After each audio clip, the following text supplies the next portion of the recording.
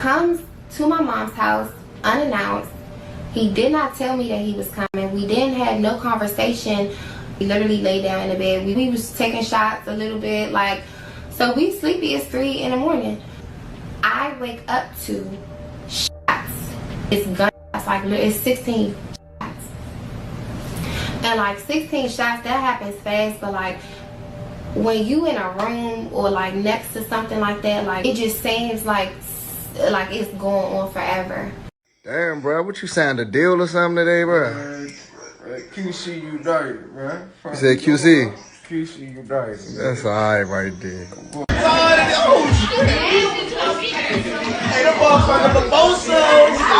What you see here is the desperate attempt by a wife to clear her name in a murder case of her husband, but what she doesn't know is this would only serve to incriminate her further. The man you see here is Tyrie Richardson, a 20-year-old father full of life and dreams who would be shot dead in the most unimaginable way after walking in on his wife and their neighbor in the most intimate of acts. In the early hours of June 13, 2022, at around 3 a.m., police received a chilling 911 call about multiple gunshots echoing from inside a home. When they arrived, what they found would haunt them forever. Tyrie's lifeless body, riddled with 16 bullets, lay in the very home he had once called his home. But what made this tragedy even chilling? It all unfolded in the presence of his wife, the same woman who just moments earlier he had caught cheating with their neighbor. But what he didn't know was that this would be the last time anyone would see him alive. But wait, it gets weirder. This wasn't the first time Tyrie had narrowly escaped death that night. Earlier, he had cheated death once before, but this time, there was no escape. But before I take you to the chilling night that shattered everything, let's explore how this love story started. After all, some of the most toxic relationships are disguised as the picture-perfect fairy tales. Born on April 26, 2002, Tyrie Tashawn Richardson was raised in a stable, loving family by his parents, Lindsay and Roger Richardson. Together, they built a home based on strong family values and support.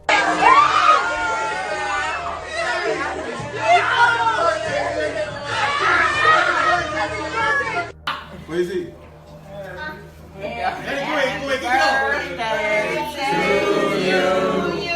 Happy birthday to you. Happy birthday, dear Tyrie. Happy birthday to you. Happy birthday to you. Happy birthday to you. Happy birthday, happy birthday to ya.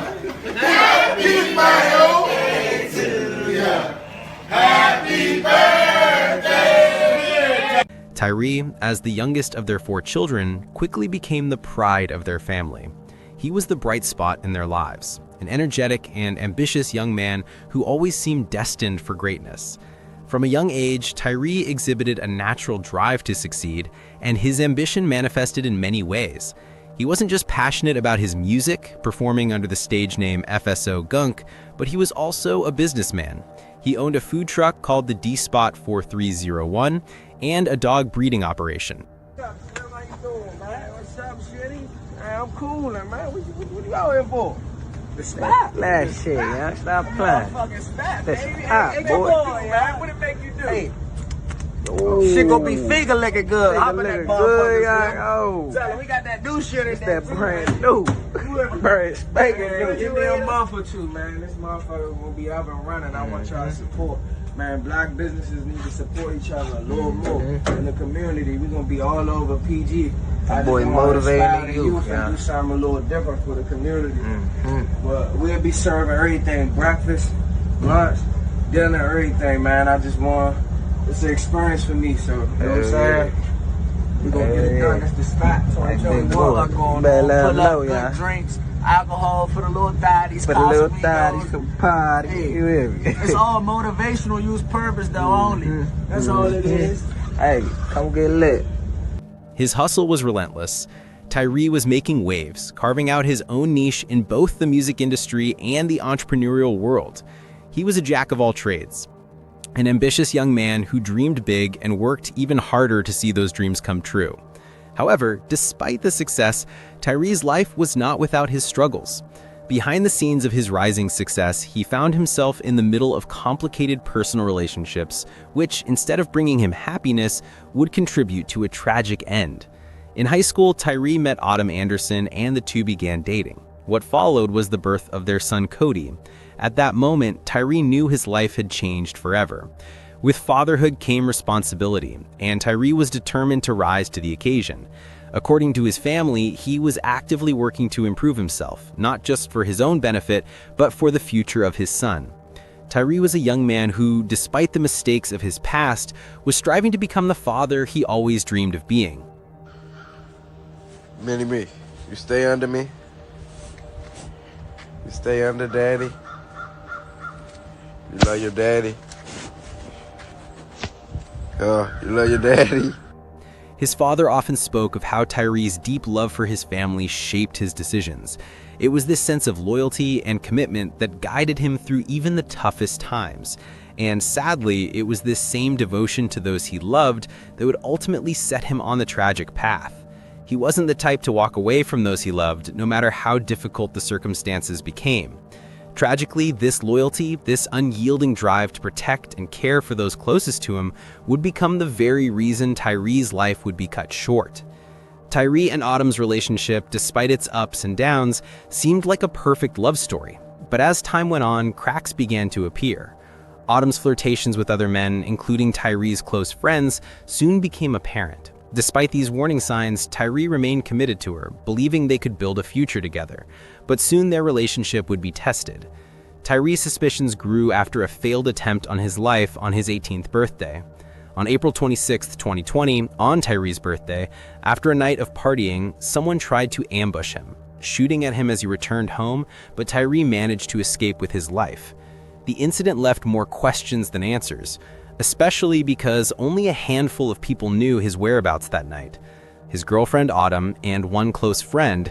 Tyrie was left to wonder, was Autumn involved in the ambush? Was she in some way behind the attempt on his life? As Tyrie's suspicions about Autumn grew, so did his confusion about her true intentions. But Autumn had a different version of what had happened that night. She explained that she had gone all out to make Tyrie's birthday special. She had made arrangements for an in-home massage, cooking brunch, and even surprising him with gifts. So April 26th was Tyrie's birthday. And for Tyrie's birthday, I had got somebody to come in, do an at-home massage for him. I had cooked brunch. I had went out. I had got him gifts. We had went out to dinner with his family, and then we went to the club. She went ahead to explain that she, Tyrie, and some friends had gone to the club, but the celebratory atmosphere would change once they arrived at a parking spot. She came, Tyrie's brother had came, and Tyrie's brother's friends had came. So mind you, like, she drunk. She ends up throwing up outside the club. She's literally like has the door open outside the block truck, like with her head out, like she bent, like she twisted. Wait. Start over, Monty. Come on, Monty. We about to go to the car. Wait, bitch, you gotta throw up some more. Come on, hurry up. Get this shit. Me and this girl, we had fell out a couple months before this. We didn't start hanging out with each other up until March, right before I went to Miami to get my surgery. As Tyrie tried to back into a parking spot, he was obviously tipsy, but nothing out of the ordinary. But instead of heading inside the apartment, Tyrie stepped out of the car, proceeded to lean against the trunk, and began rolling up a blunt, until something chilling would happen. In what seemed to be a blur of motion, Autumn saw Tyrie take off running, but he wasn't the only one running. A neighbor's security camera would capture a male figure also running fast. The shadowy image was in pursuit of Tyrie. I jumped in the driver's seat. I put the car in drive, and I started driving in the direction where Tyrie ran. Now, mind you, it was not as quick as like, he started running. The dude, I seen another fast motion start running after him, and it was kind of like a click kind of situation. If you ever been in a situation where, you know, it's happening fast, stuff kind of slow down. So I'm like, I gotta get myself together. I literally jumped in the driver's seat, put the car in drive, and I started driving in the direction of where he ran to. Now, when I'm driving, got the windows down. I rolled the windows down. I'm literally calling his name out from the car, like Tyrie, like yelling his name out. And I'm like, we like, come to the car. And so I don't hear no commotion. I don't hear like no rustling. I don't hear him. When police arrived, Autumn explained to them that her boyfriend, Tyrie, had been chased by someone they didn't know. So I start circling the neighborhood. Our neighborhood had one entrance on one side, another entrance on another side. So I'm literally going out of one entrance into the other one, like circling, yelling his name out. So the last time that I circled, it's a police car parked in the library that was adjacent to our neighborhood. The library was one entrance. You go down a little bit, our neighborhood was the next entrance over. So I see a police car parked in the parking lot of the library. Mind you, we live in Crofton. It's a predominantly white area. It's not too much going on. For the most part, it's quiet, it's peaceful. You know, like some days we leaving our doors unlocked, like getting comfortable. Like it's one of those type of neighborhoods. I start hitting my horn and like getting my lights and like flagging the officer down. He put his lights on and start following me into the neighborhood. So when he follows me into the neighborhood, of course he calls for backup. I get out of the car like frantic, like panicking, like I'm like, my boyfriend, I don't know what's going on. He just got chased. I just seen somebody chase him. He just got out of the car and somebody started chasing him. So he's asking all these questions like, which direction did they go in? How many people did you see chasing him? It was only one person that was chasing him. How many people did you see chasing him? All that. So as I'm going answering his question, he's questioning me as we're walking to my house because I'm showing him where it all started from. But despite everything, Tyrie continued to try to make things work. He even supported her dreams, buying her cars and paying for her cosmetic surgery. Yet Autumn's emotional detachment made Tyrie feel more isolated. In a video they both made trying to talk through the issues in their relationship, Tyrie poured his heart out, admitting he had dragged Autumn through years of pain, but insisting he could change. Henceforth, things would be different. You should work this shit out for my child, for you, for all the shit I dragged you through for the last 4 years, you know. I honestly feel as if our next 6 months is going to be so great of our relationship that you will be able to just forget about everything that's happened in the past. I just really think you would see a greater change. I don't like when you tell me it's no more because I really got faith in this shit. I really do care. I really do think that this can work. Don't keep cutting me off. I really do think that this can work. I know we can work it out. I want to do this shit with you without my home, without you being on my home, without you being here. It sucks. It's empty. Yesterday, I was fucking in my room all day. I can't keep doing this shit. I can't keep living like this. I don't want to be with nobody else.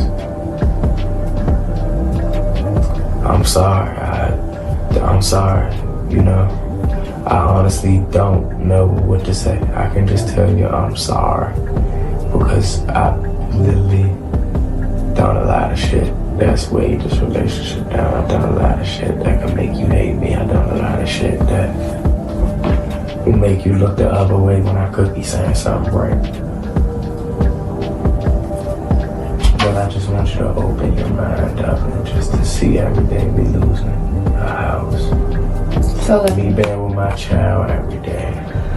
A bunch of shit. Like, I don't want to lose my love with you. I don't want to have to restore all that shit. And then we come back to each other and we work it out and then we have to do all that again. I don't want to have to do that. I don't want to start from baby steps again. I'm just asking you to try, baby. Any sign of me cheating, any sign of me doing anything wrong, you can leave. You can go right out the door. That's what you don't understand is I don't want to work it out. In order to work it out, no way. Wait, let me finish. I know you don't want to. I already understand you don't want to work it out, and I know why. Because it takes me this long to try to fucking put it together. I'm not done but talking. that's not the way I want to go. You just got me off. But Autumn was checked out. She didn't want the relationship anymore. In order to start or fix a relationship, both parties had to want it, and as for Autumn, she didn't. Still, Tyrie wasn't ready to let go. I don't want to work it out. In order to work it out, no wait. Wait, let me finish. I know you don't want to. I already understand you don't want to work it out, and I know why. Because it takes me this long to try to fucking put it together. I'm not done but talking. that's not the way I want to go. You just cut me off. So can I talk? Yes. In order to work something out, both people have to want it. Yes. And I don't. And I'm just asking. So I'm telling you how this is gonna go. I just don't think we should be like this, babe. You're trying to run a show, and I just think you should just give me an opportunity to fix our relationship. Like, I'm so down on this shit. I'm so mentally broken. I really want to fix my own, bro. You're so mentally broken. Babe, I've been through a lot of shit. You've been through a lot too. I'm not knocking that, bro. I'm not knocking that. At the end of the day, you went through shit when it was most trauma and you were having a baby. I was a terrible boyfriend. I was never there. I was absent. I wanted to smoke J's more than worrying about my family and making sure y'all straight. I was worried about getting high, stimulation in my marriage, shit like that. I'm not worried about that shit no more. Like, I honestly have a clear head. I honestly think about putting my family in. I honestly thinking about still being able to stand. So if emergencies come, if you crash your car, shit happen, I'll be able to put us back on my feet like that. That's my shit. I don't want to lose you, bro. Like, I'm not even gonna think about losing you because that shit is hard for me to endure, bro. Definitely the day before Christmas, like I keep telling you. I never had a Christmas with you, bro. Just wanna try to spend time with you, at least try to enjoy my life with you while I can. I only had one life. We already had a kid. We already started a family. Let's get this shit right while we can, before it's too late. That's what I'm telling you, Tyrie. It's not too late, baby, because we're right here talking. It's not too late. We're right here talking. It's not too late. We still there together. It's not too late. It's not too late. I'm still here? Why? Because I work here. Okay, and I'm asking you to just love me again. I feel bad for Blue that he has to get I'm just asking you to love me again, babe. I'm just asking you to love me again, babe. I'm asking you to... Please, I'm just asking you to love me again. I'm just my asking son's you to... stuff is here. I'm just asking and you... until I'm able to... You're not moving. I don't want you to leave. I don't want you to do all that. I'm not trying to tell you what to do. I want you to just see positivity out of the situation. There's no positivity. It is positivity. You're making it negative. If I'm telling you, it's still positive. I If I'm just telling your head open. Babe, I'm fine. I'm still seeing positivity. Okay, I'm still seeing positivity. You're the one who's painting a negative on the situation. Like, you not understanding, you laughing at me, bro. It's negative. It's not, because I'm right here. I'm trying to work this shit out. I'm right here trying to work this shit out. Because I'm right here. I'm trying to work this shit out. I'm right here trying to work this shit out. I'm right here trying to... But what many didn't know was that Tyrie wasn't a saint himself. It's out. And a week ago, you punched me in my face. And I've done that. And I've told you that. I've done that. Got on top of me and choked me. Babe, but you gotta understand, I'm out of town for 4 days. I'll come back home. And you come back home. It's just fucking... With bitches' numbers in your phone. You're on the phone with bitches while I'm in the kitchen. You're in the living room. I was not on the phone with no bitch while you was in the kitchen and I was in the living room. You didn't know I swear to God. I swear to God I wasn't on the phone with no bitch in the living room while you was in the kitchen. I would never do no shit like that. I wouldn't even call no bitch in my house with you right here. That's so disrespectful. You might have thought I was on the phone with a bitch. You were. I wasn't. Okay. Well, besides... I wasn't on the phone with a bitch. I'm telling you, I wasn't on the phone with a bitch in the living room with you right here. I wouldn't even do no shit like that. Okay, so maybe I just misheard. But... Maybe you misheard. Like I said, I wouldn't do no shit like that. Like, that's beyond disrespectful. I would be super mad you did some shit. That's beyond disrespectful. I would be super mad you did some shit like that to me. He was hitting Autumn. Not just that, he had been cheating on her. She felt disrespected and she didn't want to keep enduring all of that. While Tyrie admitted to the violence, he wanted a reconciliation, a second or maybe fifth chance. In spite of the disagreement between Tyrie and Autumn, Tyrie was always there for his son Cody. He made it a point to check in, even if it meant reaching out to Autumn's family whenever he couldn't get through to her, to ask after Cody's well-being. However, everything would come crashing down like a pack of dominoes. On June 13, 2022, at around 10 a.m., Tyrie arrived at what he thought was his family home, Autumn's mother's house.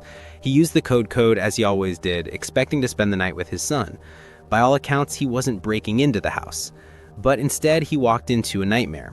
What happened next would become a defining moment in his life and in his death. While it's not clear what really transpired, what was clear was, as Tyrie entered the home, he would find his mother of his child having sexual relations with who Autumn claims is her boyfriend, 22-year-old Terrence Kenneth Yancey. But that wasn't all. Terrence would proceed to shoot Tyrie multiple times. Just as he was done, he would run away. But what happened next was even more crazy. Instead of calling 911 immediately, Autumn would call her sister. It is the sister who made the 911 call. What followed in the recording was a frantic attempt to resuscitate Tyrie, but amidst the chaos, Autumn was heard calling for the family dog King. Tyrie, her child's father, was lying lifeless in front of her, but her primary concern seemed to be finding the dog. When emergency services responded to the scene, Tyrie would be pronounced dead, but this was only the beginning of a long start to the truth. According to Autumn's own account, she and Terrence were reportedly asleep when Tyrie arrived, but the forensic evidence paints a different picture. Autumn claimed Tyrie was shot while standing in the doorway, but the autopsy and bullet trajectory suggested that Tyrie was shot while his back was turned. The most shocking aspect was the number of bullets fired, 16 in total, each one puncturing Tyrie's body, with most of them hitting him in the back, further suggesting that he was not facing his attacker when the shooting began. The sheer number of shots raises questions about the nature of the violence. Was this self-defense, or was this the culmination of a far more sinister plot? Tyrie's parents, Lindsay and Roger, couldn't hold back tears as they described the unimaginable pain of seeing crime scene photographs of their son. There was a bullet to the back of his head, one to his neck, and 14 bullets riddling his back. To them, this wasn't self-defense. This was total murder. Tyrie had been slaughtered. But this was not the end of more disturbing details investigators would find. Tyrie's mother told detectives that at around 3:32 a.m., before emergency responders were called to the scene, she had been contacted. When she received the news, she was in disbelief and panic. Who would want her son dead? The initial reports told them that Tyrie had been shot by someone who had broken into the house. However, this version of events didn't sit right with Tyrie's family. They knew their son and his habits. Tyrie would never walk into a house unarmed if he knew there was danger waiting for him. He had always been cautious, always careful. They wanted the world to know Tyrie was not estranged from them. He loved his family. He was not a man without support or direction. He had lived up to his responsibility as a boyfriend and father. He had even taken Autumn in when she had nowhere to go, provided her with food, shelter, and even stability. They couldn't come to terms with the idea that a stranger had killed their son in the home of someone he had once cared for. It was unimaginable. It didn't take time for investigators to identify the shooter as Tyrie's baby mama's boyfriend. Immediately, a massive manhunt began. Just 24 hours later, Terrence would be captured hiding in a wooded area in Dunkirk. But investigators were not done collecting evidence. Many of the truths Tyrie's family felt in their heart began to align with forensic analysis. Tyrie had not been shot in a moment of self-defense. Forensic reports showed that at least part of the shooting had taken place while Terrence was standing over Tyrie as he lay in bed or on the ground.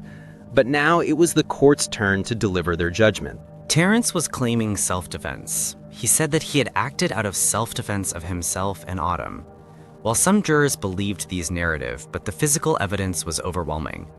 If it was self-defense, why shoot so many times? But the prosecution also uncovered troubling contradictions. Autumn and Tyrie had both claimed Tyrie was shot the moment he had entered the home, catching the couple off guard. But forensic evidence would shatter this account. It showed that the shots were fired downward, but not only that, they were all at a close range, while Tyrie was already down. However, the most shocking revelation was only the beginning. Before the trial, the prosecution extended a plea offer to Terrence, 3 to 8 years in prison.